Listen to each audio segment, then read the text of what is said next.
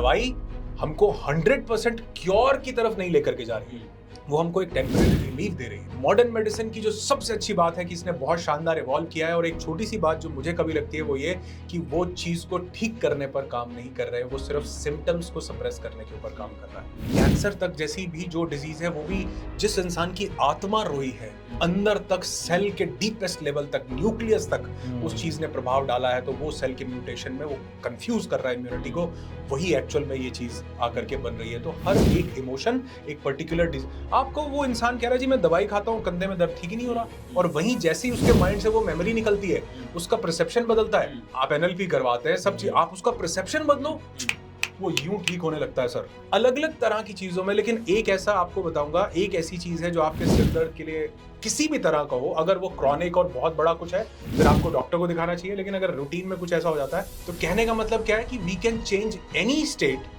हमारे यहाँ पर अगर हम वो बदल लें, तो हम अपनी बॉडी की किसी भी स्टेट को अल्टर कर सकते हैं। That is very much true. ये भी एक अपने आप में सर का दर्द है, क्योंकि इसके अलग अलग प्रकार हैं, हर एक हेडेक सेम नहीं है। इसीलिए हमने अपने प्राणों को नया आयाम देने के लिए प्राणायाम बनाए, है ना। हमने उज्जयी किया, हमने उद्गीत किया, अपनी सांसों को तेज किया। क्यों? क्योंकि इतनी देर जब आप सांसों को स्पंदित करोगे, जब रिलैक्स होगे, तो बहुत शानदार हो जाएगी। हमारा जो फोकस गड़बड़ाया हुआ है ना सर, मतलब तार हुआ है, उस तार को खत्म करने के लिए एक चीज पर ध्यान देना बहुत ज्यादा। बिल्कुल अच्छी बात है, बहुत शानदार। अरे वाह क्या बात है। ये इंटेलिजेंट माइंड से एक क्वेश्चन निकल के आ सकता है। आज का ये पॉडकास्ट बहुत इंपॉर्टेंट है हर उस व्यक्ति के लिए जो फिज़िकली और मेंटली ज़्यादा फिट रहना चाहता है। मुझे खुद इतना कुछ सीखने को मिला हमारे आज के गेस्ट की पर्सनल स्टोरी सुन के, कि कैसे उन्होंने अपने चैलेंजेस को अपॉर्चुनिटी में कन्वर्ट किया, कैसे उन्होंने पावरफुल ब्रीदिंग टेक्निक से अपने खुद के हेडेक से छुटकारा पाया। उन्होंने इस एपिसोड में बीमारियों से दूर रहने के बहुत सारे तरीके बताए, साथ ही बताया कि कैसे हम अपने सांस लेने के तरीके को बदल के अनेकों बीमारियों को ठीक कर सकते हैं। एपिसोड में आगे बढ़ने से पहले चैनल को सब्सक्राइब कर लीजिए, क्योंकि जब आप इस चैनल को बड़ा बनाएंगे, तब हम आपके लिए और ज़्यादा अच्छे गेस्ट लाकर आपकी लाइफ में वैल्यू ऐड कर पाएंगे। इस पॉडकास्ट का लिंक अपने सभी फैमिली मेंबर्स के साथ शेयर कर दीजिए। इस एपिसोड के एंड में एक new myth versus fact round हमने ऐड किया है, सो वॉच टिल एंड।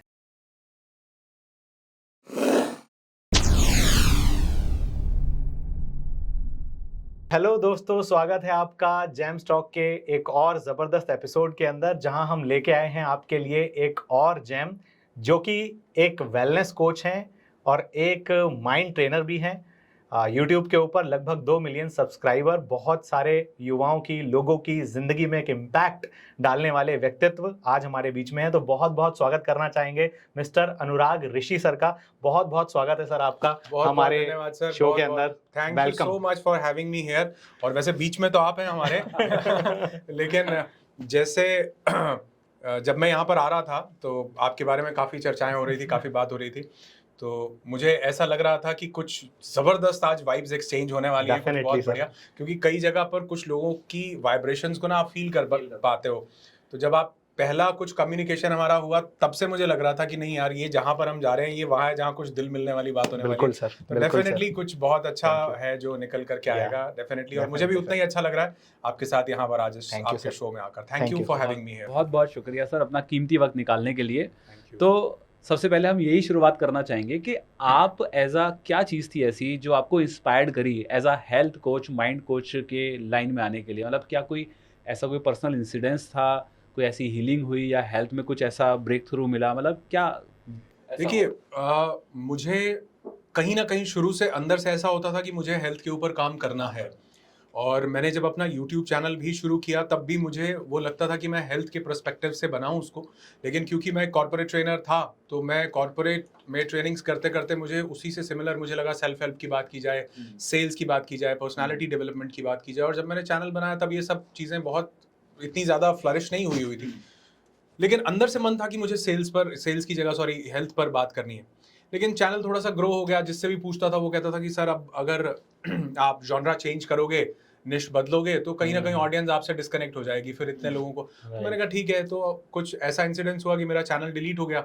और चैनल जब डिलीट होकर के वापस आया, तो मैंने कुछ वीडियोस अपलोड किए, और वीडियो पर जहाँ 1,50,000 व्यूज़ आते थे, वहाँ 2, 3, 4 व्यूज़ आने लगे, क्योंकि वो 45 दिन तक चैनल नहीं था। तो वो एल्गोरिथम जो है आपको हाँ। भूल जाता है। राइट। तो फिर मुझे लगा, मैंने कहा यार ऊपर वाले ने ड्राइंग तो मिटा दी है, अब जो मैं नहीं कर पा रहा था वो कोई मेरे लिए कर गया। वो कहते हैं कि जीरो से शुरू करना है, तो जहां से मन है वहां से कर लो। तो फिर I picked this particular genre जो मुझे अंदर से हमेशा से लगता था, तो मैंने हेल्थ के ऊपर काम करना शुरू किया। और धीरे धीरे, क्योंकि आपका एक अपना पैशन होता है, तो मैं इस चीज़ के लिए बहुत पैशनेट था कि मैं लोगों की लाइफ में कुछ ऐसा ऐड कर सकूं जो मैंने अपनी ज़िंदगी में देखा है। मैंने डिप्रेशन, स्ट्रेस और एंग्जाइटी और इन सब चीज़ों से मैं जब बाहर निकला तो मुझे लगा यार ये चीज़ें लोगों के पास पहुंचनी चाहिए और लोगों की ज़िंदगी में बदलाव आएगा इससे। तो वो कहीं ना कहीं वो यूनिवर्सल प्लान और मेरा अपना प्लान जब दोनों सिंक हुए, बूम, वो चीज़ें जो है मतलब अच्छा करने लगी। लोगों की ज़िंदगी में जब कुछ ऐसी मिसहैपनिंग होती हैं तो they take it negatively, but आपने उसी चीज़ को एक पॉजिटिवली लिया, and this is the testament and this is the thing जो लोगों को आई थिंक एक बहुत ज़बरदस्त सीख मिलने वाली बात है कि कई बार सेटबैक्स को कैसे कमबैक्स में कन्वर्ट करना होता है। I think this is the right example. So true, और मैं आपको बताऊं, जब ये चैनल वाला सारा केस हुआ, जब ये दिक्कत हुई, सारी चैनल डिलीट हुआ, तो मुझे ये लगता था कि जो कुछ भी हो रहा है ना, ये मेरे बेटरमेंट के लिए हो रहा है। क्योंकि जिंदगी में जब आप बहुत सारा tough phase, ups and downs और सब देख चुके होते हो ना, तो एक चीज तो आप श्योर हो जाते हो कि यार everything happens for a reason. Right. मैंने जब स्टीव जॉब्स को सुना, उनकी कनेक्टिंग द डॉट्स सुनी, वो बोलते हैं कि एप्पल जिस बंदे ने बनाई उसको ही आप एप्पल से निकाल दे रहे हो। बोलते मैं रोता था, चिल्लाता था, हालांकि उनके उन नेगेटिव इमोशंस ने उनके ऊपर काफी नेगेटिव इंपैक्ट भी डाला, लेकिन वो बोलते हैं कि मेरी जिंदगी में ग्रो करने के लिए जरूरी था। एप्पल से निकाला गया तो मैं कैलीग्राफी बना पाया, एप्पल से निकाला गया मैं वापस आया तो मैं एप्पल को उन हाइट्स पे लेके जा पाया कि आज हर एक इंसान, मतलब अगर आप कोई आज सर्वे करो ना और आप कोई कॉमन, पूरी दुनिया में से एक कॉमन चीज फाइंड आउट करो कि हर इंसान वो क्या कॉमन चीज है जो सब लेना चाहते हैं, तो वो एप्पल निकलेगा। एप्पल का Exactly. कोई भी प्रोडक्ट हाँ, होगा, हाँ. अगर मतलब कॉमनली देखा जाए तो राइट। हो सकता है आप कोई और चीज, आप ऑडी बोले कोई भी, लेकिन अगर कॉमनली देखा जाए तो एप्पल निकलेगा। क्यों? क्योंकि वो एक इंसान का विजन यहाँ पर बात कर रहा है, वो उसका वहां से निकल, तो वो कनेक्टिंग द डॉट्स जब आप पीछे मुड़ के देखते हो ना, तो अच्छा ये इसलिए होना था। वो बाद में क्योंकि उस टाइम पर वो बुद्धि, वो समझ आपको डेवलप नहीं होती है। राइट। तो मुझे लगता है वो जो हुआ वो बिल्कुल सही था। और जिंदगी में कई बार जो सेटबैक्स आते हैं वो एक्चुअल में हमारी सोल को एम्पावर करने के लिए, हमको हमारा हायर वर्जन बनने के लिए आते हैं। हम उनको पहचान नहीं पाते, थोड़ी सी हमसे ये मिस्टेक हो जाती है, लेकिन अगर उसको अच्छे से समझ लिया जाए तो मुझे लगता है वो जिंदगी के लिए बहुत बड़ा टर्निंग पॉइंट साबित हो सकते हैं सेटबैक्स। वो कहते हैं ना कि कुछ लोगों को परिस्थितियां तोड़ देती हैं और कुछ लोगों को वही परिस्थितियां रिकॉर्ड तोड़ने पे मजबूर कर देती हैं। So true. और मैं अक्सर बोलता हूँ कि कोई टूट कर कंकर कंकर हो गया और कोई टूट कर शंकर शंकर हो गया। ये डिपेंड इस बात पर करता है कि आपके अंदर बनने की चाह क्या थी, किस तरह से आप उस परिस्थिति को ले रहे थे। तो हर एक महान, आप किसी भी सक्सेसफुल इंसान को उठा के देखो, आप जैसे मैंने बोला ना, बहुत से लोगों में कॉमन एप्पल मिलेगा, वैसे ही हर एक सक्सेसफुल इंसान में एक चीज कॉमन मिलेगी कि उसकी जो परिस्थितियां थी उस पर उसने रिएक्ट कैसे किया, उसने क्या रिस्पॉन्स दिया। वो रिस्पॉन्स डिसाइड करता है कि आपकी सक्सेस। क्योंकि हमारे यहाँ पर कहते हैं, पंजाबी में कहावत है, कहते हैं ऊपर वाला देन तो पहले पांडा टो लेंदा है। यानी जो बर्तन है ना, ऊपर वाला उसमें डालने से पहले चेक करता है ये लेने लायक है या नहीं है। एग्जैक्टली। कई लोग, अभी रिसेंटली किसी से बात हो रही थी, वो बोले शनि आता है, शनि की साढ़ सती लगती है, ढैया लगता है, ये होता है वो होता है। अगर आप उसके पीछे साइंटिफिकली, मतलब हमने उसको एक डर बना के रखा है, लेकिन अगर आप साइंटिफिकली चीज देखोगे ना, शनि आना एक बड़ा पॉजिटिव साइन है। क्योंकि वो जो आपकी लाइफ में आकर आपको टफ टाइम देता है ना, वो घड़े को मजबूत करने के लिए आता है, क्योंकि आपको, यू हैव बीन चोजन, आपको चूज किया गया कुछ बनने के लिए। अब बनने के लिए आपके अंदर वो कैपेबिलिटीज तो होनी चाहिए ना। तो वो जो शनि जिसकी जिंदगी में आता है, वो उसको वो पोटेंशियल देने के लिए, क्योंकि पोटेंशियल तो टफ टाइम से ही निकलेगा। आप वो कैटरपिलर का एग्जांपल देते हो, कोकून से बाहर निकलता है, वो बटरफ्लाई कौन बन जाता है? जिसने अपने खुद के पंखों से उस शेल को तोड़ा है। जिसने नहीं तोड़ा वो डेड हो जाता है, वो बटरफ्लाई नहीं बन पाता। तो वो जो शनि, आप समझ, लॉजिकली आप देखो वो क्यों आ रहा है, आपको टफ टाइम देने। किस लिए? क्योंकि आपके पास कुछ पोटेंशियल है आगे बढ़ा करने का। तो मुझे ऐसे लगता है कि कोई भी परिस्थिति बिना कारण आपकी जिंदगी में नहीं आ रही। अगर आ रही है तो ऊपर हाथ उठाओ और बोलो शुक्रिया, धन्यवाद, कुछ बढ़िया होने वाला है, उसकी तैयारी चल रही है। एक थोड़ा सा एटीट्यूड बदल लो, सब बदल जाता है। लेकिन कई बार क्या होता है ना, जैसे कुछ परिस्थितियाँ आती हैं, विपरीत हैं हमारे, जो हमारी प्लानिंग का पार्ट नहीं है, तो अक्सर लोग जब सेल्फ टॉक करते हैं तो वो कहते हैं वाई गॉड ओनली मी, मैं ही क्यों, ऐसा मेरे साथ ही क्यों हुआ। जैसे आपका यूट्यूब चैनल डिलीट हो गया, तो एक थॉट ये भी तो हो सकता था जो लोग अक्सर करते हैं कि भगवान मेरे साथ ही ऐसा क्यों किया, मेरी किस्मत में ऐसा क्यों लिखा है। बिल्कुल सही कह रहे हो। तो जब मैंने इसका पहली क्या रोल है, मतलब सेल्फ टॉक का क्या रोल है? सेल्फ टॉक का बहुत बड़ा रोल है, लेकिन मैं आपको एक छोटी सी एक अपनी लाइफ से एक एग्जांपल देना चाहूंगा। जब पहली बार मेरे साथ कुछ गड़बड़ हुई ना, मतलब चैनल नहीं कुछ और लाइफ में, तो मैं अपने एक दोस्त के पास गया, मैं उसके सामने जाके कि मैं कहा यार भगवान ना मेरे साथ ही गलत करता है। कहता यार ये लाइन तो मैं भी बोलता हूँ। मैंने कहा अच्छा तू क्यों, मतलब मुझे लगा मेरे साथ ही गलत करता है। कहता नहीं यार मेरे साथ भी गलत करता है। हम अपने दो दोस्तों के पास और गए, मैंने कहा यार हमें ऐसा लगता है भगवान ना सिर्फ हमारे साथ ही वो कहते यार ये तो हम भी बोलते हैं भगवान। तो जब आपने देखा तो हर इंसान ये लाइन बोल रहा है कि भगवान ऊपर वाले ने मेरे साथ, तो ऊपर वाला अगर सबके साथ गलत करने बैठा है फिर वो भगवान नहीं, फिर तो वो शैतान है। सही बात है। वो किसी के साथ ना तो अच्छा कर रहा है ना तो बुरा, जो मिल रहा है वो आपके एल्गोरिथम। मतलब कई लोग बोलते हैं ना कि इसका वीडियो वायरल हो गया, उसका वीडियो, वो भैया वो यूट्यूब किसी की पार्शियलिटी तो कर नहीं रहा। राइट। जो एल्गोरिथम में फिट हुआ वो चल गया। ऐसे ही वो किसी के लिए न तो फेवर कर रहा है और न किसी को अपोज कर रहा है। जो उसके एल्गोरिथम में फिट हुआ वो चल रहा है। तो यानी जो भी जिंदगी में चल रहा है वो कर्म के हिसाब से चल रहा है। हम सबको कहीं ना कहीं वो कॉन्सिक्वेंसेस देखने पड़ते हैं जो भी हमने अपनी जिंदगी में कर्म किए। कुछ हमको पता है किए, कुछ हमको पता भी नहीं कि हमने किए। हो सकता है इस जन्म में, हो सकता है कभी कभी। तो जो भी हमको आज मिल रहा है वो हमारे किए हुए कर्मों का नतीजा है, कॉन्सिक्वेंसेस है। अच्छा मिल रहा है तो भी बहुत बढ़िया, अगर बुरा मिल रहा है तो समझो। इसलिए मैं अपने इवेंट्स में भी लोगों को एक बात बोलता हूँ कि भैया दुर्घटना जैसा कोई शब्द नहीं होता। उसको आप बोलते दुर्घटना हो गई, कुछ नहीं है दुर्घटना। आपकी जिंदगी में दुर्घटना नहीं होती, घटना होती है, घटने के लिए आती है, माइनस होने के लिए। राइट। हमने दुर लगा दिया, सुयोधन के साथ दुर लगा दिया, दुर्योधन बना दिया। वैसे ही हमको लगता है घटना के साथ भी दुर अरे नहीं भैया वो घटने के लिए आई थी, घट जाने दो। आप दुर्घटना बना के उसको पकड़ लेते हो। राइट। उसको दुर्घटना मत बनाओ, उसको घटना बनाओ। घट गई, और जब वो घट गई और निकल जाएगी तो आप देखोगे कि यार जिंदगी बड़ी ब्यूटीफुल हो गई। लेकिन अगर आपने उसको पकड़ लिया और समझा कि ये बुरा मेरे ही साथ होता है, तो फिर वो बार बार आपके साथ बुरा करने आएगी, क्योंकि उससे जो लर्निंग लेनी थी उस डिवाइन सुप्रीम बीइंग ने आपको देनी थी, आपने वो पकड़ी नहीं। आपने कहा मैंने तो ये दुर्घटना पकड़ ली। घटाओ, लर्निंग लो, आगे बढ़ो, वो दोबारा कभी नहीं आएगी चीज और आपको आपके हायर वर्जन से मिला के जाएगी। सर इसमें मैं देख पा रहा हूँ आप एक वेलनेस कोच हैं, माइंड ट्रेनर हैं, लेकिन the way you are changing the perspective of people, अभी जितनी भी देर की कन्वर्सेशन हुई इसको जिसने भी सुना होगा उसका एक पर्सपेक्टिव चेंज होने लग गया है। अगर हम देखें आज की डेट में तो बहुत सारे लोग, अभी हम हेल्थ की बात कर रहे हैं और आज जो हमारा पॉडकास्ट है वो वेलनेस, हेल्थ और माइंडसेट के ऊपर है, तो बहुत सारे लोग जो ज़िंदगी के अंदर कई कई तरह की बीमारियों से या चीज़ों से गुजरते हैं, दे गो टू डॉक्टर, वो डॉक्टर के पास जाते हैं। आज की डेट में हम देख रहे हैं कि हेल्थ कोच या वेलनेस कोचेस जो हैं ये भी बहुत बड़ा इम्पैक्ट क्रिएट कर रहे हैं। तो जो नॉर्मल जनता हमें सुन रही है मैं उनके लिए सवाल पूछना चाहता हूँ कि what is the difference between a doctor and a wellness coach, क्योंकि जो आपकी एबिलिटी है दैट इज इतनी सी देर में आपने पर्सपेक्टिव चेंज कर दिया। So what is the difference and how it can create more impact on this society? Very beautiful question and I must tell you कि डॉक्टर कभी भी अपनी डिग्री से डॉक्टर नहीं होता।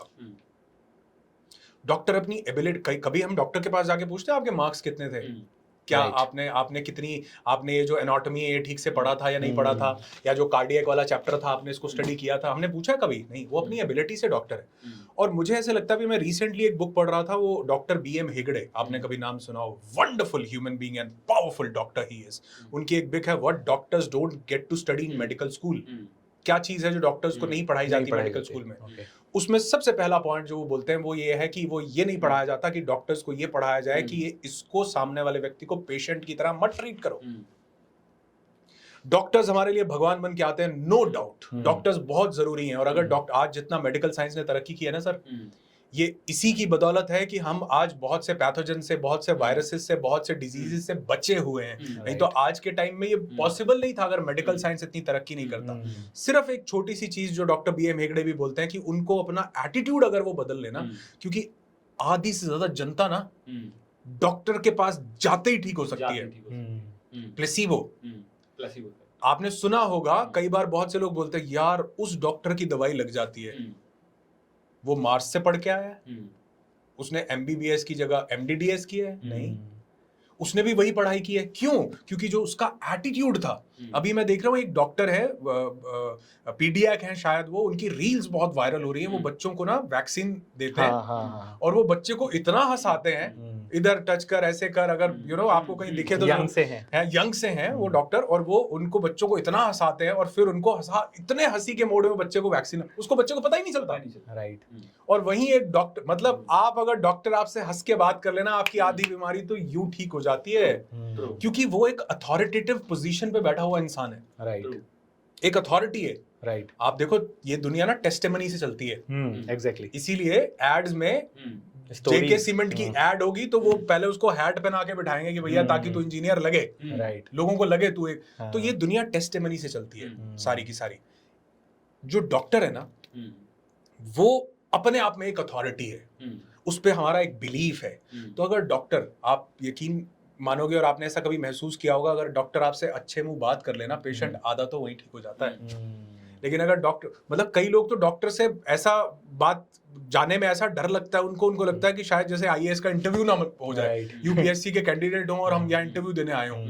तो मुझे लगता है कि डॉक्टर्स हमारी सोसाइटी के लिए बहुत ज्यादा इंपॉर्टेंट रोल प्ले कर रहे हैं। एक छोटी सी चीज का बदलाव कि अगर हम अपने एटीट्यूड में पेशेंट को पेशेंट ना समझें, उसकी आइडेंटिटी मत बिगाड़े कि ये पेशेंट है। राइट। सबसे पहले तो उसको नाम से बुलाओ, उसको पेशेंट रियलाइज ही नहीं करवाओ। एग्जैक्टली। एक इंसान की एक रिपोर्ट आई सर, उस रिपोर्ट में कुछ हल्का फुल्का सा गड़बड़ है, आप उसको बोलोगे कि यार ये तो अपना आप बड़े चेंजेस करने पड़ेंगे, बड़ा मुश्किल है, अरे यार ये दवाई ये 3 दिन की अभी ये देता हूँ, 4 दिन की ये देता हूँ। इसकी जगह सेम रिपोर्ट है, सब कुछ सेम है, और डॉक्टर देखे अरे यार कुछ भी नहीं, ये 3 दिन की दवाई 4 दिन की है, उसके बाद देख ले कुछ भी नहीं है यार। आप समझो, जैसे अभी आप बोलो ना, आपने कुछ बात बोली, पर्सपेक्टिव बदल गया, डॉक्टर सिर्फ इतना सा रिएक्ट कर दे। मैं नहीं कह रहा हूं उसको दवाई मत दो, मैं नहीं कह रहा हूं कि उसको, आप उसको सिर्फ ट्रीट ऐसे करो जैसे कुछ भी नहीं हुआ, बाकी सारा प्रोसेस सही करो, लेकिन उसके दिमाग में डर पैदा नहीं करो। आप एक ऐसे अथॉरिटेटिव पोजीशन पे हो कि आपका एक बिलीफ उसकी आधी बीमारी को ठीक कर सकता है। और ये आज कोई ऐसी चीज नहीं है जो ओकल्ट हो, सूडो हो, ये आज वैलिड प्रूफ के साथ चीजें सामने आ रही हैं कि आधी ज्यादा बीमारियां साइकोसोमैटिक हैं, आपका मन क्रिएट कर रहा है। लुइस हे बकायदा एक एक बीमारी का इमोशन से एसोसिएशन दिखा रही हैं। जैसे कि एक इंसान की गर्दन में, कंधे में और पीठ में दर्द ठीक नहीं हो रहा, डॉक्टर्स के पास चक्कर, आयुर्वेदिक डॉक्टर्स के पास, वो नेचुरोपैथी और पता नहीं वो कौन सी कई पैथीज उसने ट्राई कर ली। हमारे पास खुद इवेंट्स में से लोग आते हैं जी। लुइस हे बोल रही हैं कि वो इंसान जिसके ऊपर यंग एज में परिवार की, फैमिली की रिस्पॉन्सिबिलिटी, बर्डन, परिवार का बोझ आ जाएगा, वो अपनी गर्दन में और पीठ में दर्द डेवलप कर लेगा सर। ओके, दवाई खाओ ठीक नहीं हो रहा है, क्यों? क्योंकि वो तो यहां से शुरू हुआ है, वो तो इमोशन से शुरू हुआ है। और उस बुक में वो बकायदा एंड तक पहुंचते पहुंचते बता रही है कि जो कैंसर तक जैसी भी जो डिजीज है, वो भी जिस इंसान की आत्मा रोई है, अंदर तक सेल के डीपेस्ट लेवल तक, न्यूक्लियस तक उस चीज ने प्रभाव डाला है, तो वो सेल के म्यूटेशन में वो कंफ्यूज कर रहा है इम्यूनिटी को, वही एक्चुअल में ये चीज आकर के बन रही है। तो हर एक इमोशन एक पर्टिकुलर डिजीज, आपको वो इंसान कह रहा है जी मैं दवाई खाता हूँ, कंधे में दर्द ठीक ही नहीं हो रहा, और वहीं जैसे ही उसके माइंड से वो मेमोरी निकलती है, उसका परसेप्शन बदलता है। आप NLP करवाते हैं, सब चीज, आप उसका परसेप्शन बदलो, वो यूं ठीक होने लगता है सर। कैसे? क्योंकि यहां पर पड़ी हुई थी चीज, सिर्फ यहां से बदला। तो मुझे लगता है कि ये पर्सपेक्टिव बदलना भी उतना ही जरूरी है जितना कि मैं कभी भी किसी को ये नहीं बोलता हूं कि आप दवाई मत लीजिए डॉक्टर के पास, बहुत जरूरी है सर। क्योंकि मैंने खुद देखा है, अगर कोई एक डिप्रेस्ड इंसान डिप्रेशन के फेज में डॉक्टर से दवाई नहीं लेगा और वो उसके माइंड को स्लो डाउन नहीं करेंगे, तो वो कुछ गलत स्टेप भी ले सकता है। राइट। उस टाइम पर आप या मैं तो उसके साथ नहीं है ना ये बताने के लिए, वो तो अकेला है, वो तो थॉट्स को रूमिनेट कर रहा है। राइट। उस टाइम पर वो मेडिसिन उसको चाहिए है। उससे बिल्कुल भी किसी को ये मत करिए कि आपको दवाई नहीं लेनी है, लेकिन उसके साथ ऑल्टरनेट वो चीज जो आपके रूट्स के ऊपर काम करे, आपकी जड़ों पे काम करे। क्योंकि दवाई हमको 100% क्योर की तरफ नहीं लेकर के जा रही है, वो हमको एक टेम्परेरी रिलीफ दे रही है। मॉडर्न मेडिसिन की जो सबसे अच्छी बात है कि इसने बहुत शानदार इवॉल्व किया है, और एक छोटी सी बात जो मुझे कभी लगती है वो ये कि वो चीज को ठीक करने पर काम नहीं कर रहे हैं, वो सिर्फ सिम्टम्स को सप्रेस करने के ऊपर काम कर रहा है कहीं ना कहीं। राइट। कुछ डिजीजेस में बहुत सारी जगह पर वो ठीक भी कर रहा है, वायरसेस को मार रहा है, लेकिन वो जो वायरस को मारता है, पैथोजेंस को मारता है, वो जो बैक्टीरिया को मारता है, उसके साथ वो कुछ हमको नेगेटिव इफेक्ट्स भी दे रहा है। तो इसीलिए मुझे लगता है कि कहीं ना कहीं वो उस इंसान के दिमाग पर काम किया जाना चाहिए, जिससे कि वो मेडिसिन लेता रहे और मेडिसिन के साथ साथ अपने माइंड की प्रोग्रामिंग करे और धीरे धीरे चीजों को अपने आप से ओवरकम करे। उसके अंदर से आवाज आएगी कि दवाई नहीं लेनी भैया। नहीं, आजकल जैसे हम देखते हैं कि आजकल हर एक छोटी से छोटी चीज़ के लिए ना तुरंत मेडिकल पर जाकर दवाई ले ली जाती है। और आज मुझे तो ऐसा लगता है कि आज जो मेडिकल साइंस है, अगर हम देखें तो डॉक्टर का मतलब है दवाई। मतलब आप डॉक्टर के पास जाइए, आप बोले जी मुझे बुखार हो रहा है, वो एक दवाई लिख देगा। आप बोलेंगे सर में दर्द है, बोले अच्छा दूसरी दवाई, अच्छा यहाँ भी दर्द है, तीसरी दवाई, यहाँ भी दर्द है, चौथी दवाई। तो क्या आपकी इसमें क्या राय है? मतलब आज मेडिकल साइंस सिर्फ क्या दवाई तक सीमित हो गई है? मतलब क्या सिर्फ डॉक्टर्स को सिर्फ दवाइयों की ही पढ़ाई कराई जा रही है क्या? मतलब MBBS के अंदर क्या ये पढ़ाया जा रहा है कि इस बीमारी में ये दवाई देनी है, इस बीमारी में ये दवाई देनी है? तो ये तो गूगल पे ऊपर भी उपलब्ध है। आज डॉक्टर के पास आप चले जाइए कहीं पर भी, they are only writing the medicine medicine medicine. With respective अगर हम बात करें कंपैरिजन टू हेल्थ कोच की, तो क्योंकि हमारा सवाल है डॉक्टर और हेल्थ कोच में क्या डिफरेंस है, तो डॉक्टर का तो हम देख रहे हैं, लेकिन आज हेल्थ कोच जैसे कि आप हैं, आपके यूट्यूब के ऊपर इतने सारे सब्सक्राइबर, आपकी 400 से ज़्यादा वीडियोज़ हैं जहाँ पर आप बहुत डीपली ये लोगों को टीचिंग दे रहे हैं कि विटामिन डी क्या कर सकता है, विटामिन ई क्या कर सकता है, इसका क्या इम्पैक्ट है। तो आपका क्या इसमें राय है? मतलब क्या हर छोटी चीज़ के लिए दवाई जाकर ले लेनी चाहिए? जुकाम हुई दवाई जाकर लेनी चाहिए, बुखार हुआ दवाई ले, या फिर हम माइंड के थ्रू भी उसकी अगर थोड़ी सी अवेयरनेस लेकर आएँ तो उस पर भी हम हील कर सकते हैं? मतलब सिर्फ दवाई तक नहीं जाना चाहिए तुरंत ही। नहीं, देखिए मुझे ऐसा लगता है कि ये हम डॉक्टर्स के साथ थोड़ी सी नाइंसाफी करेंगे, क्योंकि डॉक्टर कभी भी हमारे घर चल के हमको दवाई देने नहीं आता है। राइट। हम खुद जाते हैं डॉक्टर के पास दवाई लेने के लिए। बहुत से लोग आप ऐसे देखेंगे कि उनसे छोटा सा सिरदर्द भी बर्दाश्त नहीं होता, उनको उसमें भी गोली चाहिए होती है। और बहुत से लोग आप ऐसे देखेंगे कि वो 10 दिन का वायरल इन्फेक्शन भी खुद धूप और विटामिन डी लेके और अपनी बाकी चीजें लेके ठीक कर लेता है। तो it all depends upon that persons mental state कि उसका अपना भाव क्या है। डॉक्टर हमारे पास नहीं आ रहा दवाई देने के लिए।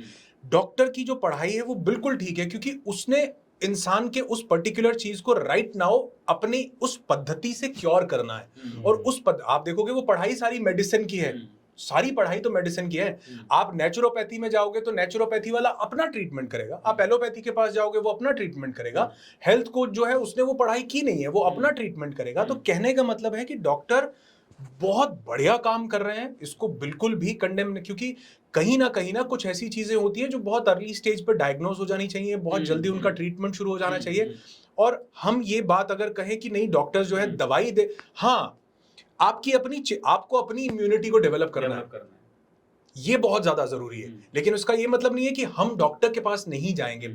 इस चक्कर में बहुत से लोग अपनी जिंदगी के साथ खिलवाड़ कर लेते हैं। डॉक्टर बहुत अहम रोल प्ले कर रहे हैं, लेकिन साथ में हमको अपने लिए, अपनी इम्यूनिटी के लिए, अपनी अवेयरनेस के लिए जो चीजें हम जानते हैं उनको हमको साथ में प्रैक्टिस करना है, उनको देखना है। और फिर जो है हमको अगर जरूरी लगता है तो हमको अब जैसे मान लो अगर मैं अपना एक ओल्डर वर्जन देखूं, आज से 8-10 साल पहले मुझे रोज सिरदर्द होता था जी। और मैं रोज दवाई खाता था। मैं डिस्प्रिन मतलब ऐसे खाता था जैसे कोई जेम्स खाता हो, ऐसे डिस्प्रिन खाता था, क्योंकि मुझे आदत थी। और मेरे माइंड में एक बिलीफ बैठा हुआ था कि मैं डिस्प्रिन खाऊंगा तो ही मैं, हालांकि बहुत बाद में पता चला कि ये एक्चुअल में ब्लड थिनर है। मतलब लेकिन मेरा एक बिलीफ, सिरदर्द तो ठीक करता है क्योंकि ऑब्वियसली वो ब्लड को थिन करता है। तो मेरा एक बिलीफ बैठा हुआ था कि मुझे डिस्प्रिन हर दूसरे दिन, हर चौथे दिन, हर 5वें दिन, हर रोज कभी कभी। तो मैं आज वही इंसान हूं। आज अगर महीने में कभी एक आधी बार क्योंकि ट्रैवल हो गया बहुत ज्यादा, आपने फ्लाइट लंबी रह गई या कहीं आपने हल्का फुल्का सा अगर आपका हेडेक हुआ, तो उसके लिए मैं सिर्फ और सिर्फ एक काम करता हूं। आज मैं डीप ब्रीदिंग करता हूं और सिर्फ ये कि मैं इनहेल कर रहा हूं, बहुत बढ़िया मेरे ब्रेन में जा रहा है, एक्सहेल कर रहा हूं, मेरे ब्रेन से वो सब ब्लैक जो है वो आज मैं 15 से 20 मिनट के अंदर, अगर मुझे कभी भी महीने में एक आधी बार ऐसा हो तो मैं उसको निकाल लेता हूं। तो कोई आप बता सकेंगे हमारे व्यूअर को कि सर का दर्द अगर है तो ब्रीदिंग से कैसे सही कर सकें? देखिए, अगर सर का दर्द है तो सबसे पहले कैसे ठीक हुआ, पहले तो यही जानना चाहेंगे कि आप रेगुलर बता रहे हैं कि ले लेते थे आप, but how you came out of that? Himanshu, sir का दर्द जो है ये भी एक अपने आप में सर का दर्द है, क्योंकि इसके अलग अलग प्रकार हैं। हर एक हेडेक सेम नहीं है। कोई हेडेक साइनस की वजह से हो रहा है, जिसमें आपके नेजल एरिया में आपके साइनसाइटिस में ब्लॉकेजेस हैं, जिसका सिंपल देसी भाषा में कहना होता है कि ठंड लग गई, कफ या कोल्ड जम गया आपके नेजल ट्रैक्ट में, उसमें सबसे आप लोगों को देखोगे उनको साइनस की वजह से दर्द है, गोली खाने से भी आराम नहीं आता है। एक छोटी सी चीज कि आप स्टीम लो, जिससे कि आपका वो म्यूकस जो है, ब्लॉकेज जो है, वो ब्लॉकेज रिलीज होगा, आपका सिर दर्द ठीक हो जाएगा। क्योंकि सिर किस लिए दर्द है? उसकी वजह से। दूसरा, आपका हेडेक किस वजह से है? आधी ज्यादा दुनिया को स्ट्रेस की वजह से दर्द है, चीजों की टेंशन बहुत ज्यादा ले रहे हैं, उसकी वजह से दर्द है। आपको क्या चाहिए? रेमेडी क्या है? इसका उल्टा, यानी टेंशन का उल्टा क्या हुआ? हैप्पीनेस और रिलैक्सेशन। मैं अपने इवेंट में कई बार लोगों से पूछता हूँ, लेडीज से स्पेशली, मैंने कहा आप कितनी बार ऐसा होता है कि आपका सिर दर्द हो रहा होता है बहुत भयंकर, और आप एकदम से घर में काम, किचन में काम, इधर उधर सब काम कर, और थोड़ी देर बाद देखा आपके साथ भी कभी हुआ होगा, सिर दर्द हो रहा है और किसी परेशानी में, टेंशन में हो, उधर से एक दोस्त आया, अरे यार चलते हैं गोवा, पैक, पूरी एक्साइटमेंट, और आधे घंटे बाद देखा सिर दर्द था ही नहीं। तो बेसिकली क्या हुआ? आपने अपने मूड को चेंज किया। वो जो सिर दर्द था वो एक किस्म का हेडेक जो था वो आपके स्ट्रेस के कारण था। आपने अपने स्टेट को चेंज किया। अब ये स्टेट आप ऐसे भी चेंज कर सकते हो, और ये स्टेट आप डीप ब्रीदिंग से भी चेंज कर सकते हो। रिलैक्स। आपके माइंड के अलग अलग फ्रीक्वेंसी लेवल्स हैं, alpha, beta, delta, theta, gamma. आपके ब्रेन को भी पता चलता है कि आप कितनी रिलैक्स्ड। वो आप बोलते ना, ऑल इज वेल चाचू, ऑल इज वेल, बता, इसको बता रहा है एक्चुअल में वो, कि भैया मैं बता दूं अपने आप को, मेरे ब्रेन को समझ आ जाए कि सब ठीक है। आप डीप ब्रीथ करते हो तो आपके ब्रेन को समझ आता है ऑल इज वेल चाचू। क्योंकि डीप ब्रीदिंग में आप जब लोअर बीटा या अल्फा की स्टेट में जाते हो, ये स्टेट कब होती है? ये स्टेट तो होती है सोते हुए। सोते हुए क्या आप टेंशन में होते हो? नहीं। क्या कर रहे होते हो? रिलैक्स होते हो। सोते हुए क्या हो रहा होता है? बॉडी रिपेयर हो रही होती है। सोते हुए क्या हो रहा होता है? आप बिल्कुल शांत और मस्त भाव में होते हो। तो जब आप डीप ब्रीदिंग करते हो तो बॉडी को तो ये पता नहीं, बॉडी को तो वो माइंड की स्टेट पता चल रही है, राइट। उसको लगता है भैया ऑल इज वेल चाचू, तो आप डीप ब्रीदिंग करते हो, सिर दर्द पे फर्क पड़ता है। ठीक वैसे ही एक माइग्रेन होता है। माइग्रेन एक अलग तरह का सिर दर्द है, जिसमें आधे तरह का सिर दर्द होता है। वो माइग्रेन के लिए आपके पास बॉडी में कुछ पॉइंट्स होते हैं, जिन पॉइंट्स को, जैसे यहाँ पर हमारा एक L4 नर्व होता है, यहाँ पर L1 नर्व, ये नर्व्स को आप प्रेस करते हो, आपका माइग्रेन बिल्कुल ठीक हो जाता है। अलग अलग तरह की चीजों में। लेकिन एक ऐसा आपको बताऊंगा, एक ऐसी चीज है जो आपके सिर दर्द के लिए किसी भी तरह का हो, अगर वो क्रॉनिक और बहुत बड़ा कुछ है, फिर आपको डॉक्टर को दिखाना चाहिए। लेकिन अगर रूटीन में कुछ ऐसा हो जाता है, वो है कि आप अपने लेफ्ट नॉस्ट्रल से सांस लीजिए। ओके। ये हमारी ईड़ा नाड़ी है, ठंडी नाड़ी है। 72,000 नाड़ियों का केंद्र है हमारा शरीर। उसमें से 3 बड़ी प्रमुख हैं, ईड़ा, पिंगला और सुषुम्ना। ये वो वैदिक साइंसेज हैं जिनको हम धीरे धीरे भूलते जा रहे हैं। ये भी कारण है कि हम गोली डिपेंडेंट हो गए हैं, क्योंकि हमें ये पता नहीं है, हमने इनको कभी ट्राई नहीं किया। आप जितने भी लोग सुन रहे हो, कभी सिर दर्द हो, सिंपल सी एक चीज, सिंपल डीप ब्रीदिंग कीजिए, और उसके साथ एक चीज ट्राई कीजिए, मूड को बदलने के साथ साथ, कि आप अपनी लेफ्ट नॉस्ट्रल से सांस लीजिए। राइट को बंद कीजिए और अपनी लेफ्ट नॉस्ट्रल से डीप ब्रेथ लीजिए और डीप ब्रीदिंग एक्सहेल कीजिए। सिर्फ ये 10 मिनट करो, रिलैक्स, ब्रेथ पे फोकस करके। मैं कहता हूं आप खुद चमत्कार देखोगे कि कहां गया सिर दर्द भैया थोड़ी देर के अंदर। क्योंकि इसने जो इन्फ्लेमेशन था, उस इन्फ्लेमेशन को भी रिड्यूस किया। डीप ब्रीदिंग से आपके माइंड को एक स्टेट गई, लोअर बीटा की, अल्फा की, क्योंकि वो कौन सी स्टेट है? ऑल इज वेल चाचू वाली स्टेट है, रिलैक्स्ड। तो वो ईड़ा से जब आपने सांस ली तो आपके दिमाग को ये सिग्नल गया। बेसिकली तो अगर आपको पता हो कि वो जो दवाई है वो भी कहीं ना कहीं हमारे ब्रेन में ही तो सिग्नल को ऑल्टर कर रही है। कोई एक आधी गोली होती है जो इन्फ्लेमेशन के लिए होती है, अदरवाइज तो ब्रेन के सिग्नल को ऑल्टर कर रही है, राइट। वही आप लेफ्ट नॉस्ट्रल से सांस लेते हो तो ये हर सिर दर्द पे काम करेगा। एक्सहेल भी लेफ्ट से करना है? एक्सहेल भी लेफ्ट से ही करना है। ओके। अगर आप इसको अल्टरनेट करोगे तो ये अनुलोम विलोम हो गया। अभी आपको सिर्फ ईड़ा नाड़ी से लेफ्ट से इनहेल करना है, लेफ्ट से एक्सहेल करना है। ओके। और डीपली रिलैक्स, जल्दी नहीं, कोई एजिटेशन नहीं। एक सांस लेने में 5 से 6 सेकंड लगाओ, एक सांस छोड़ने में 5 से 6 सेकंड लगाओ, शांत बैठ जाओ। आप लोअर बीटा अल्फा की स्टेट में जाओगे और दिमाग अपने आप उस दर्द, कोई भी दर्द हो, आप देखोगे उसमें आराम आ रहा है। हमारे पार्टिसिपेंट, इस बार हमारी एक पार्टिसिपेंट थी जो लेडी, क्या नाम था उनका? सुनीता जी। वो बोल रही उनको कितने सालों से उनको घुटनों का दर्द था। ओके। सिर्फ 2 दिन उन्होंने हमारे साथ ब्रीदिंग प्रैक्टिस की और सिर्फ ये इमेजिन किया, विजुअलाइज किया कि ये जो ब्रेथ ले रही है, ये ब्रेथ घुटने में जा रही है और वहां से वापस आ रही है। जब इनहेल कर रहे हैं तो व्हाइट कुछ अंदर जा रहा है, बहुत बढ़िया हीलिंग के लिए। और जब हम एक्सहेल कर रहे हैं तो ब्लैक टॉक्सिक जो भी which is no longer serving us is getting out of our body, वो बाहर निकल रहा है। तो वो बोली कि सर 15 साल हो गए दवाई खाते हुए, 15 साल। और आज तक ऐसा नहीं हुआ। और पिछले 3 दिन से आपके साथ हूं, मैंने दवाई नहीं खाई है। और अभी भी पिछले हमारे 1-1.5 महीना हो गया, उनका फोन आया वापस कि सर मुझे लग रहा था कि ये 3 दिन आपके साथ हूं तो हो रहा है, लेकिन अब 1 महीना हो गया, अब तक भी दवाई नहीं खाई है।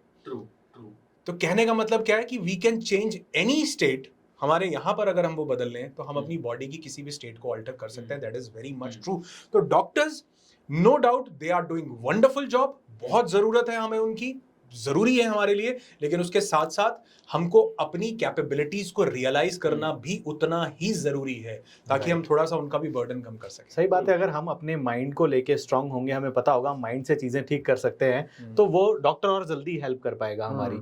अब आपने ब्रीदिंग की बात करी सर, तो ब्रीदिंग से और क्या क्या इश्यूज को हम ठीक कर सकते हैं, ये भी जानना चाहेंगे सर। देखिए, आप सबसे पहले तो ब्रीदिंग को रहने दीजिए, आप ये देखिए कि हम अपने माइंड से किसी भी चीज को ठीक कर सकते हैं। और माइंड का जो गेटवे है, जो दरवाजा है, वो सांस है। माइंड और बॉडी के बीच में जो कनेक्शन एस्टैब्लिश हो रखा है ना, वो सांस ने कर रखा है। कैसे? आपकी जिंदगी और मृत्यु के बीच में जो कनेक्शन एस्टैब्लिश कर रखा है, वो सांस ने कर रखा है। बिल्कुल बिल्कुल। जिस दिन ये नहीं है, उस दिन जीवन और मरण का वो कनेक्शन टूट जाता है। उस दिन बॉडी और माइंड का कनेक्शन टूट जाता है। आप जितना चाहो अपने माइंड से कुछ भी करना, बॉडी रिस्पॉन्स ही नहीं देगी और बॉडी माइंड को कोई सिग्नल नहीं देगी। तो इसका केंद्र क्या है? इसका केंद्र है आपकी सांसें।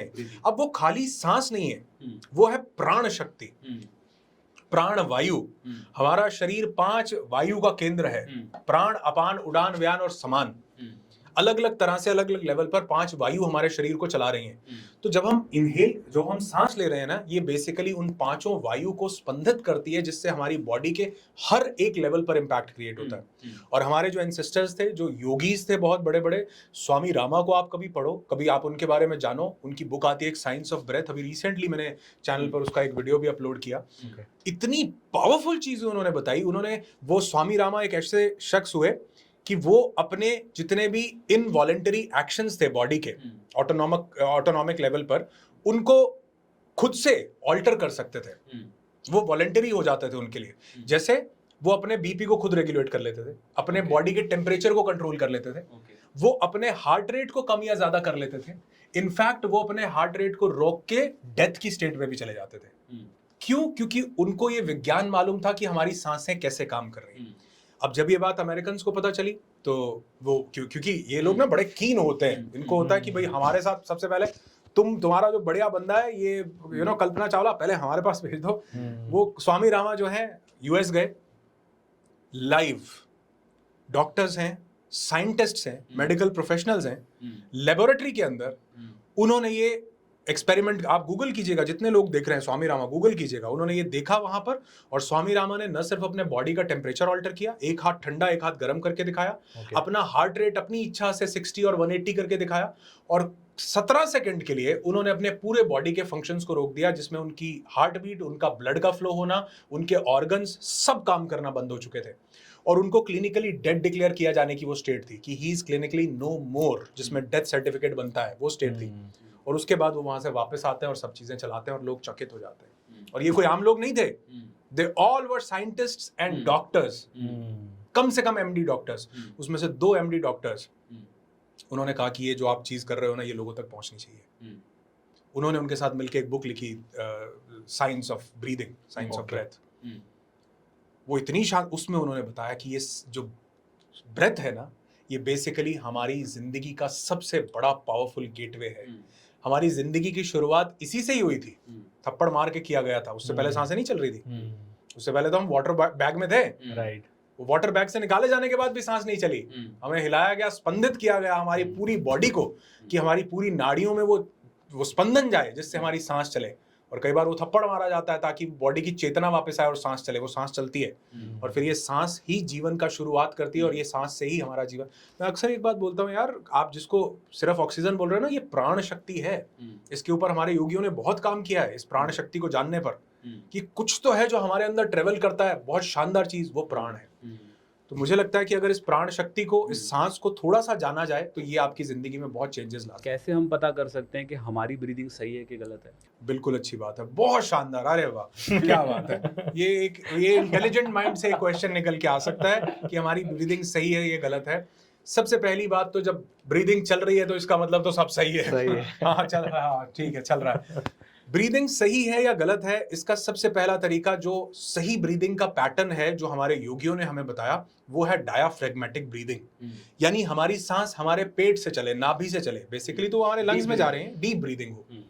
अब ये इसके लिए हमको ना कॉन्शियस होना पड़ता है, क्योंकि हमारे अनकॉन्शियस लेवल पे तो सांस यहाँ से छोटी सांस चल रही है, बहुत बेसिकली लंग्स में जा रही है, लेकिन वो इतनी छोटी है कि ऐसा लगता है गले से ही वापस चली गई। 1 सेकंड में इनहेल, 1 सेकंड में एक्सहेल, शॉर्ट ब्रीदिंग है बहुत ज्यादा। अब आपकी बॉडी जब तक ना साइंस कुछ चीजों को वैलिड नहीं कर लेती ना, तब तक हमें यकीन नहीं आता कि वाकई, क्योंकि वो एविडेंसेस के साथ कई चीज हमारे योगी बता रहे थे हजारों साल पहले से, लेकिन हमें इस चीज अभी, बल्कि मैं किसी के साथ शेयर कर रहा था पॉडकास्ट में, मजाक की बात थी, मेरे पास एक कैंडिडेट आए, वो बोले सर ये चैलेंज है ऐसे ऐसे। मैंने बोला आपको ना एक छोटा सा काम करना है, आपको कार्डियक कोहेरेंस ब्रीदिंग करनी है और अल्टरनेट नेजल ब्रीदिंग करनी है, उसके बाद आप देखो 1 महीने बिल्कुल ठीक। बोला अच्छा सर बहुत शानदार, सर ये क्या कैसे करनी है सर, क्या बिल्कुल ठीक। मैंने कहा हाँ। बोले क्या होता है? मैंने कहा अनुलोम विलोम। अच्छा अनुलोम विलोम करना। मैं कार्डियक कोहेरेंस ब्रीदिंग बोल रहा हूं तो लग रहा है अरे वाह यार बहुत बड़ा, पता नहीं क्या बताएगा बंदा। अनुलोम अच्छा, लेकिन ये इतनी पावरफुल चीज है सर, इतनी ज्यादा। तो सबसे पहली चीज तो सही ब्रीदिंग वो है जो आपकी नाभि से चले। साइंस आज हमको बता रहा है कि एक होता है सिंपैथेटिक नर्वस सिस्टम, एक होता है parasympathetic nervous system. Sympathetic nervous system always keeps you in fight and flight mode, agitation mode, stress के मोड में, कॉर्टिसोल, कुछ करना है दिखा। Parasympathetic nervous system keeps you calm, relaxed, chill, all is well चाचू। ब्रेन को signal देता है।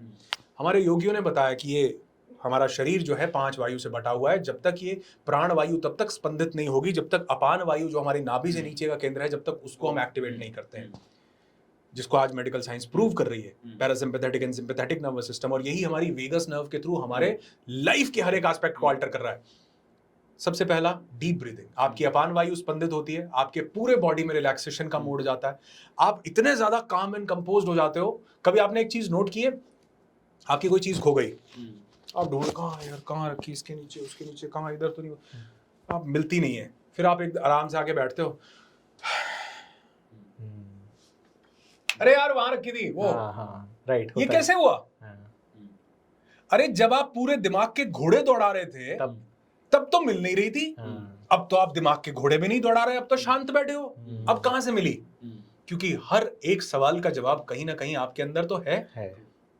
आप उससे तब कनेक्ट कर पाते हो जब आपकी सांसें, आप रिलैक्स्ड होते हो, ब्रेन को सिग्नल जाता है ऑल इज वेल। इसीलिए कहते हैं जो अच्छे मूड में है ना, उसको अच्छे आइडियाज आते हैं। जो बुरे मूड में, विनाश काले विपरीत बुद्धि, और विपरीत बुद्धि से भी विनाश काल आता है। तो कहीं ना कहीं जब बुद्धि काम हो, माइंड रिलैक्स्ड हो, कंपोज्ड हो, तो सबसे पहली चीज डीप ब्रीथिंग। शांति से बैठो, take a deep breath in, take a deep breath out. और आप देखोगे कि ये मतलब ऐसा नहीं है ये कोई एलोपैथी की मेडिसिन है कि खाते आराम। पेशेंस के साथ थोड़ा समय दीजिएगा, लेकिन आप देखोगे 1 महीने के अंदर आपके साथ चमत्कार होने लगेंगे, चीजें बदलने लगेंगी। तो ब्रीदिंग का बहुत रोल है। जैसे हम ब्रीदिंग की बात कर रहे हैं, तो आपने बोला deep breathing, is it possible to do our deep breathing unconsciously? It is possible, but after a certain period of time, when you practice it regularly, मतलब आज हम NLP में एंकरिंग पढ़ाते हैं। अब एंकरिंग आपने देखा होगा, हम कई चीजों को एंकर करते हैं। मैं अपने पार्टिसिपेंट्स की बहुत चीजों को एंकर करवाता हूँ। एंकर करवाने में मैं उनको बोलता हूँ कि सबसे पहले तो आपको अपनी स्माइल को एंकर करना है। उसको मैंने इस फिंगर पे एंकर करवाया हुआ है, स्माइल को। भाई आप, मैं ऐसे करता हूँ तो सब पागलों की तरह हंसना शुरू होगा। चिंता नहीं करो, कोई बोले कि पागल हो जाओ, एंकर स्माइल करो। फिर इस फिंगर पे मैंने उनकी डीप ब्रीदिंग को एंकर करवाया हुआ है। मैंने कहा इसको डीप ब्रीदिंग को यहाँ एंकर करो, 4 दिन लगातार मेरे साथ हो, इसको प्रेस करो, एंकर हो गई। हमने तो पढ़ा है पैवलोव कंडीशनिंग क्या होती है, एंकर हो गई।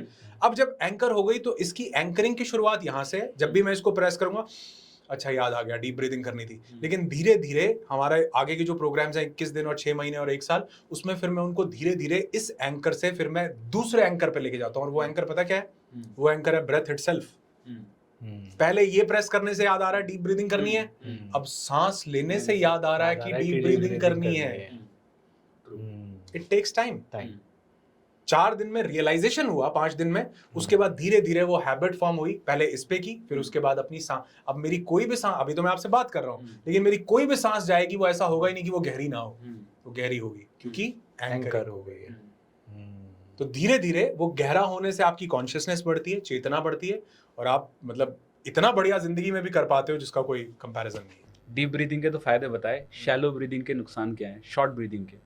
देखिए, सबसे पहला नुकसान तो ये है, हमारी ब्रीदिंग जितनी शॉर्ट रहेगी ना, उतना ज़्यादा हम स्ट्रेस में आएंगे। ओके। क्योंकि शॉर्ट ब्रीदिंग हमारे सिंपैथेटिक नर्वस सिस्टम को ट्रिगर करती है। और हमारा यहाँ पे एक चक्र होता है जिसको मणिपुर चक्र कहा गया।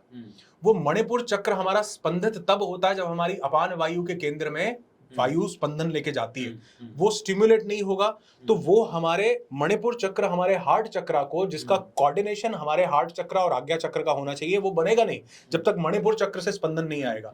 तो शॉर्ट ब्रेथ आपके मणिपुर चक्र को स्टिमुलेट नहीं करती, जिससे कहीं ना कहीं आप fight and flight, agitation, stress, depression, anxiety, इन सब के फेज में बहुत ज्यादा रहते हो।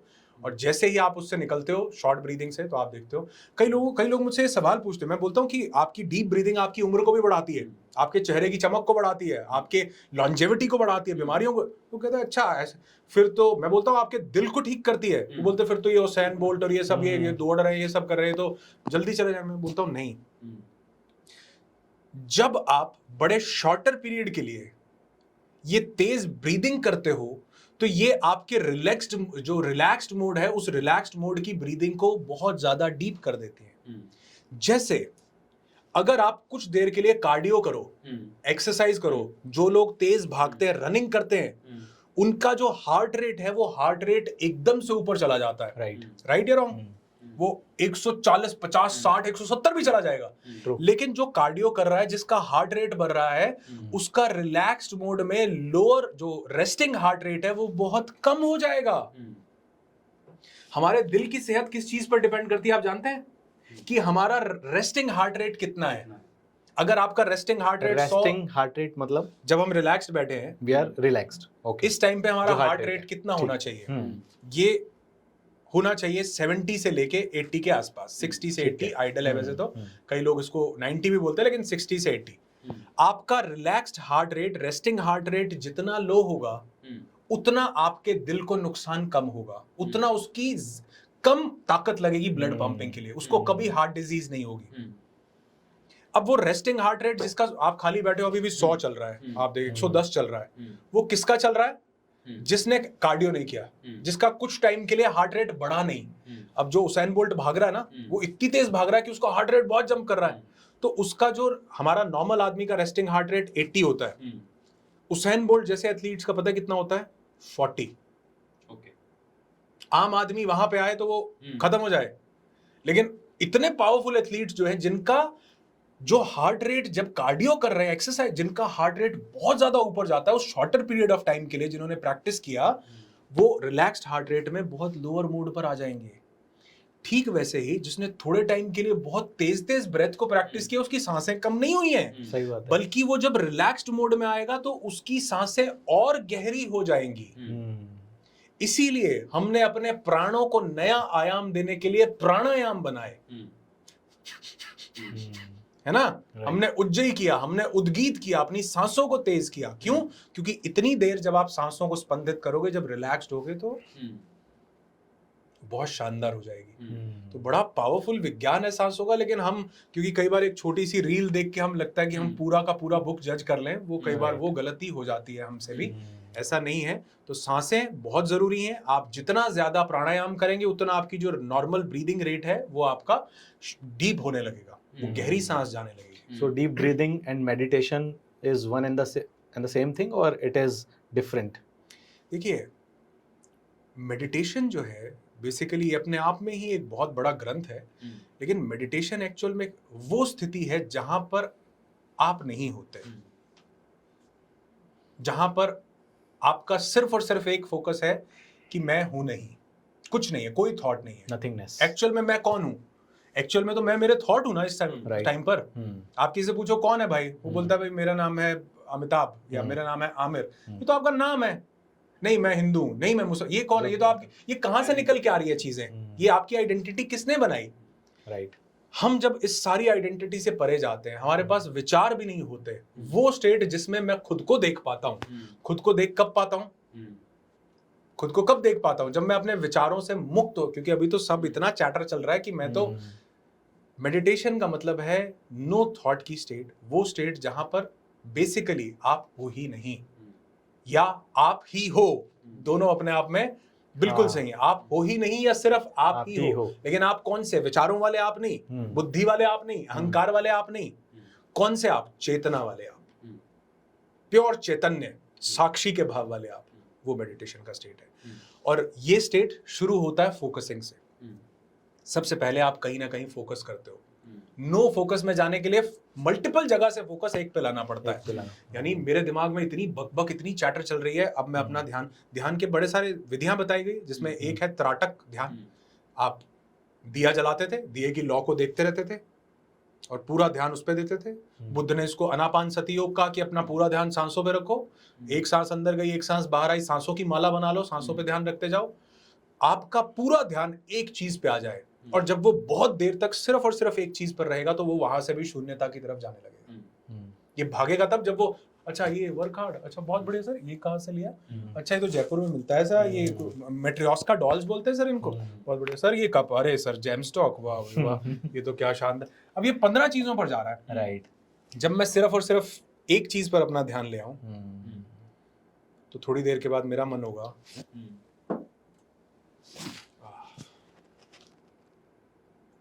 तो मेडिटेशन एक बहुत एडवांस्ड प्रक्रिया है, लेकिन उसकी शुरुआत एक सिंगल चीज पर फोकस से होती है, क्योंकि हमारा जो फोकस गड़बड़ाया हुआ है ना सर, मतलब तार हुआ है, उस तार को खत्म करने के लिए एक चीज पर ध्यान लाना बहुत ज्यादा जरूरी है। और वो मेडिटेशन उसका अंत, लास्ट पॉइंट है। उसका सबसे पहला पॉइंट है अवेयरनेस। मैं आपको सुन रहा हूं तो मैं आप ही को सुन रहा हूं, कोई विचार नहीं। मैं अपने हाथ को देख रहा हूं तो हाथ ही को देख रहा हूं। इसलिए हम अपने पार्टिसिपेंट्स को कई बार विजुअलाइजेशन करवाते हैं तो उससे 10 मिनट पहले मैं बोलता हूं कि पहले आपके सामने कोई चीज देखो। देख ली सर, क्या है सर? एक कप है, इस कप को बड़े ध्यान से देखो। अच्छा सर, क्या देखना है? डिटेलिंग देखो, कलर देखो, साइज देखो, ऊपर देखो, नीचे देखो। आपका पूरा ध्यान केंद्रित हो गया यहाँ पे। अब उसके बाद आप जा सकते हो अपनी उस प्रक्रिया में जो आप करना चाहते हो। अगर लोग मेडिटेशन क्यों नहीं कर पा रहे? क्योंकि वो इतने सारे थॉट्स के साथ एंटर हो रहे हैं कि वो, उनको लग रहा है 20 मिनट में मैं मेडिटेशन, अब 20 मिनट में तो थॉट्स ही नहीं शांत हो रहे। तो पहले आप उन विचारों को थोड़ा सा हल्का सा रिलैक्स साथ बिठा के यहाँ साइड पे करो और फिर अपना कार्यक्रम शुरू करो। कुछ लोगों को लगता है कि मेडिटेशन मतलब एक पर्टिकुलर एज के बाद जाके हम मेडिटेशन हमें करना चाहिए। तो जो यूथ स्पेशली सुन रहे हैं, what magic can meditation do to somebody? देखिए, if you are expecting any magic out of it, it won't happen. Right. It won't do any magic. ये सिर्फ आपको एक रियलाइजेशन करवाएगा कि आप हो। एक मूवी थी ZNMD करके, जिंदगी ना मिलेगी दोबारा, ऋतिक रोशन, फरहान अख्तर, राइट, रघुपति सहाय, फिराक की बहुत सारी गजलें, बहुत सारी उसमें बोली हुई हैं। उसमें एक ऐसा गजल है, एक ऐसा शेर आता है उसमें लास्ट में कि जब वो वाटर सी डाइविंग कर रहे होते हैं उस टाइम पर, बहते नीलम सा बहता हुआ ये समा, नीली नीली सी खामोशियां, न कहीं है जमीन न कहीं आसमान। उसके लास्ट में वो 2 लाइंस बोलता है कि बस मैं हूँ यहाँ, बस मैं हूँ, मेरी सांसें हैं और मेरी धड़कनें, मेरे होने पर मुझको यकीन आ गया। मैं हूँ ही नहीं, मैं हूँ कहाँ? आप हैं, ये है, पॉडकास्ट है, वीडियो है, ये मैं कहाँ हूँ? घर है, बच्चे हैं, बीवी है, पति है, माँ है, बाप है, भाई है, दोस्त, मैं कहाँ? आपके पास, आप कब लास्ट टाइम आपने अपने साथ समय बिताया था? कब लास्ट टाइम बच्चों से हम सब जाकर, बेटे क्या खाना है, जोमेटो से क्या ऑर्डर करें? आपने अपने आप से कब पूछा था कि यार मेरा फेवरेट चीज क्या है? राइट। बच्चों को कपड़े दिलाने आप शॉपिंग के लिए, आपने लास्ट टाइम अपने आप से कब पूछा था कि यार तेरा फेवरेट कलर क्या है हिमांशु, बता जरा? कब पूछा था? नहीं पूछा। लेकिन जब आप अपने साथ बैठते हो तो आपको पता लगता है कि मैं सिर्फ मैं हूँ, मेरी सांसें हैं और मेरी धड़कनें, मेरे होने पर मुझको यकीन आ गया। और ये होने का यकीन बहुत बड़ा है। तो मेडिटेशन तो एक बहुत आखिरी, सबसे पहले ये अवेयरनेस कि मुझे मेरे साथ होना है, इसको मैं सॉलिट्यूड बोलता हूँ। और हम अक्सर ऐसा बहुत सारा समय वादियों में, पहाड़ों में बिताते हैं कि हम इस सॉलिट्यूड को एंजॉय कर पाएं। मेरे साथी, मेरे सब दोस्त मेरे साथ हैं, पार्टनर्स, हम सब लोग पहाड़ों में ऐसे निकल जाते हैं कुछ पावरफुल वाइब्रेशनल बींग्स को लेके, अच्छी सोल को लेके, जो हमारे साथ उस वाइब्रेशन पे रेजोनेट कर सके, पावरफुल मेडिटेशंस हों। हमारे प्रोग्राम्स भी होते हैं। अभी हमारा एक प्रोग्राम हो रहा है हील योर सोल के नाम से, जिसमें हम लोगों को स्पेशल हिमालयाज में 4 दिन में बंद कर लेता हूँ अपने साथ। मैं कहीं नहीं जाना। अभी हम बल्कि मजाक कर रहे थे रास्ते में। स्टार्टिंग में क्या होता है कि जो पार्टिसिपेंट्स हमारे पास आते हैं ना, तो हम उनको बोलते हैं कि ये रूम जो है ये आपको शेयरिंग बेसिस पर होगा यहाँ पर ऐसे। वो बोलते हैं सर मेरे को अलग रूम में, सर मेरे को एक ऐसा, मेरे को एक ऐसा। हम कहते हैं हमारे पास अवेलेबिलिटी नहीं है। हालांकि हमारा वो जो प्रोग्राम होता है वो 50-60 हज़ार रुपए उसके चार्जेस हैं, लेकिन क्योंकि वो इंडिया के one of the best resorts में से एक आता है और हमको सारे सब चीजें, पहले दिन जब लोग वहां आते हैं ना, जब तक किसी से मिले नहीं होते और सेशन में, तो वो बोलते हैं सर वो रूम ऐसा, सर वो ऐसा वैसा। जब पहली रात आती है तो लोगों का सबका, जो हमारा एक मेडिटेशन हॉल है, तो सब लोगों का एक ही कॉमन वहां पे वो आता है। वो बोलते हैं सर गद्दे मंगवा लो, यहीं बिछा लो, सब लोग यहीं सोएंगे। वो वाइब्रेशंस कहाँ से आती हैं? वो आपके अंदर चेंजेस कहाँ से आते हैं? क्योंकि आप एक हायर वाइब्रेशनल एल्टीट्यूड पे अपने आप को लेकर के गए, आपने अपने माइंडसेट को बदला, चीजें बदलने लगती हैं। तो मैं कहता हूँ ये बहुत मुश्किल भी है और बहुत आसान भी है। मुश्किल उसके लिए जो इसके लिए कुछ स्टेप नहीं लेता, किसी के मार्गदर्शन में नहीं जाता, चीजें सीखना नहीं चाहता, बदलना नहीं चाहता। और आसान उसके लिए जो थोड़ा सा एक निर्णय लेता है, डिसीजन लेता है कि हाँ मुझे इन चीजों को बदलना है। और आप देखो कि ऐसा बोलते हैं when the student is ready teacher appears. आपको ऐसा नहीं है कि आपको चीजें ढूंढनी पड़ेगी, चीजें ढूंढती हुई आती है। हिमांशु का है ये गौर साहब को, अरे भैया आ जाओ, ये मैं तुमको, हमको कई बार लगता है ना लॉ ऑफ अट्रैक्शन का मतलब है कि मुझे ही मोबाइल को अट्रैक्ट, मुझे इसको, अरे नहीं भैया, इफ एवरीथिंग इज एनर्जी तो वो चीज अट्रैक्ट होकर खुद क्यों नहीं आ सकती? इफ एवरीथिंग इज एनर्जी, हो सकता है ना?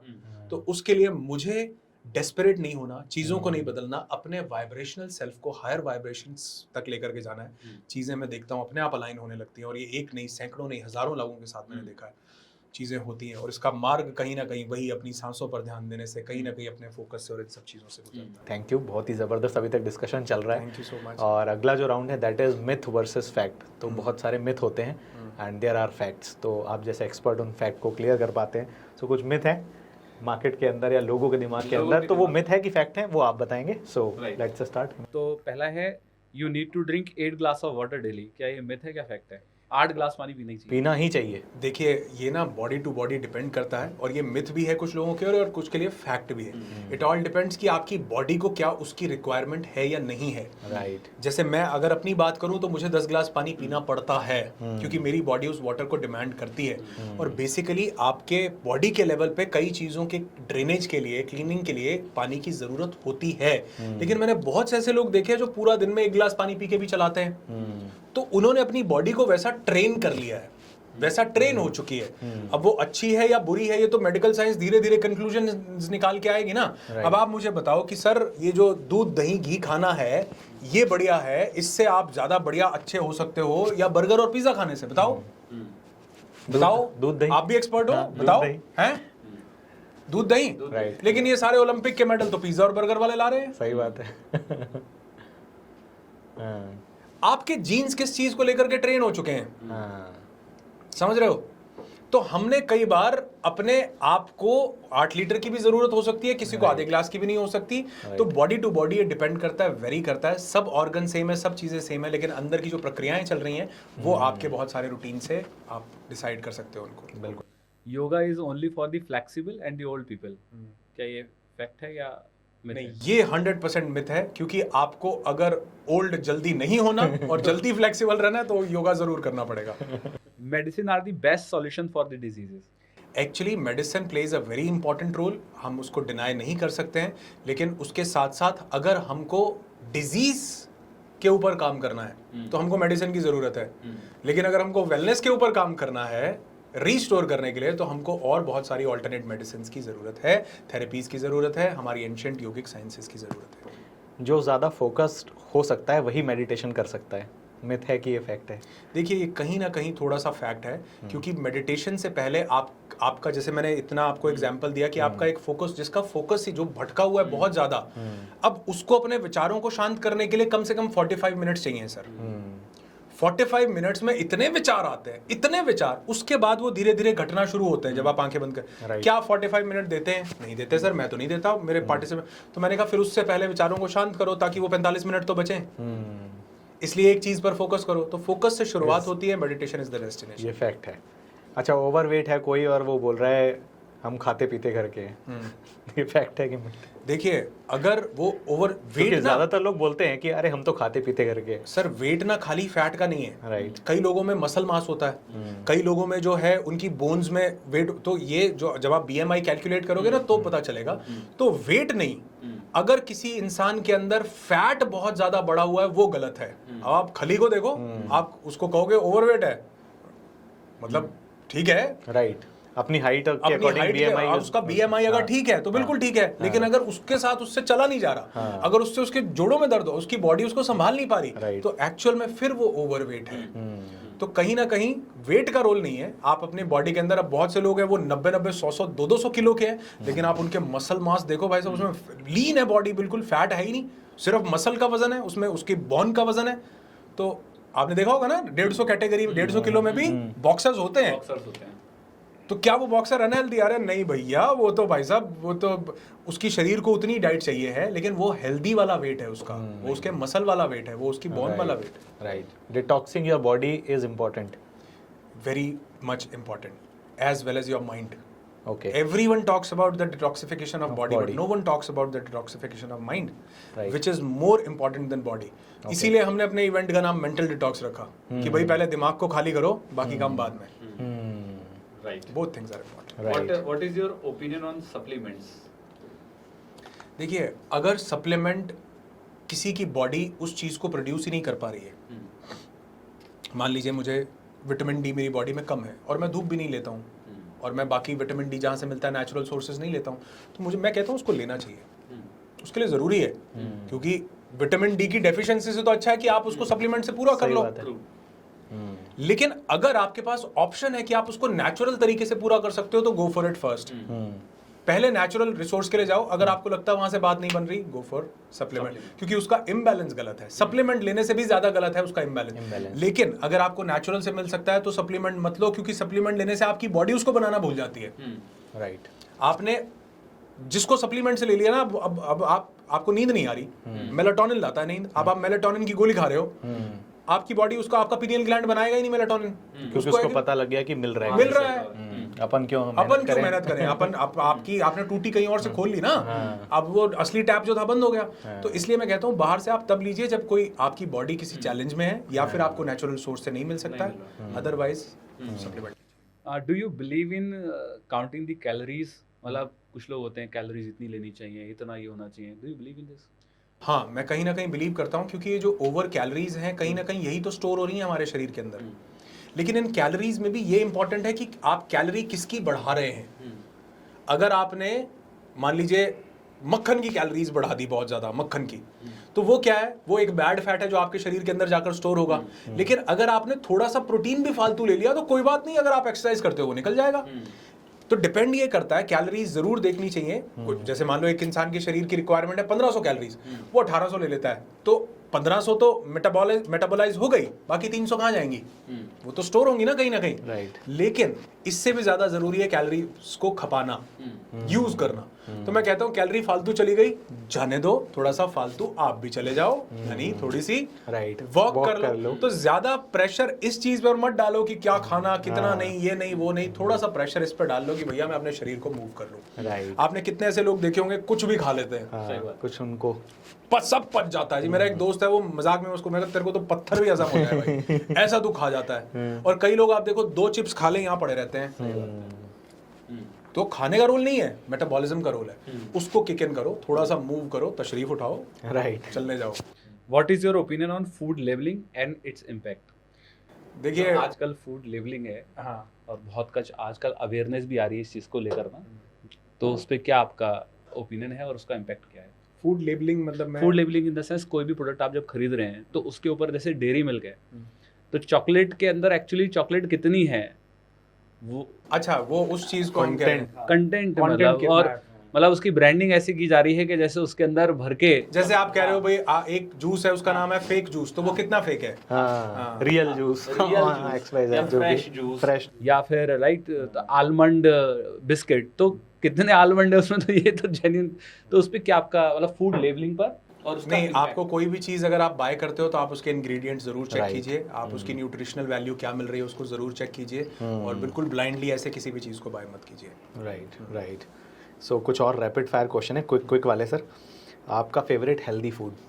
मेरा फेवरेट हेल्दी फूड है खिचड़ी जी। मुझे खिचड़ी मेरे मेरे हमको बहुत पसंद है, और कई बार हमें ऐसा होता है कि रात को लगातार कई दिन तक खिचड़ी, क्योंकि खिचड़ी में जो मतलब आपको प्रोटीन में मिल जाता है, आपको उसमें सिंपल कार्ब्स भी मिल जाते हैं, और अगर उसमें ब्राउन राइस की खिचड़ी बनी हुई है फिर तो वो बहुत ही ज़्यादा हेल्दी हो जाती है। तो Right. खिचड़ी मुझे पर्सनली, अभी मेरे मुंह में पानी आ रहा है क्योंकि खाना नहीं, Juices. हाँ, तो वो खिचड़ी बहुत पसंद है, और मुझे ऐसा लगता है कि वो मिल जाए तो शानदार मज़ा आ जाता है। बिल्कुल। आपकी फेवरेट बुक?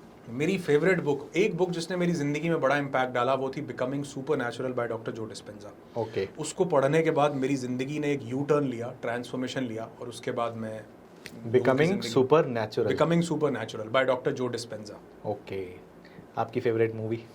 मेरी फेवरेट कई सारी मूवीज़ हैं, लेकिन मुझे रंग दे बसंती में मुझे बहुत अच्छी मुझे लगा आप बोलेंगे जिंदगी नाम जिंदगी ना मिलेगी दोबारा, इसलिए मैंने पहले ही बोला बहुत सारी मूवीज है, तो उसमें दूसरा नाम जिंदगी ना मिलेगी दोबारा आने वाला था। साथ में लगान है, मुझे बहुत कितनी बार देखी आपने रंग दे बसंती? रंग दे बसंती कोई काउंटलेस टाइम देखी होगी। रंग दे बसंती, ZNMD, लगान, और एक 3 इडियट्स, ये कुछ मूवीज हैं जो मैंने बहुत बार, मतलब मुझे खुद भी नहीं पता कि कितनी बार देखी होगी, बहुत बार देखी होगी। According to you which is the most harmful food?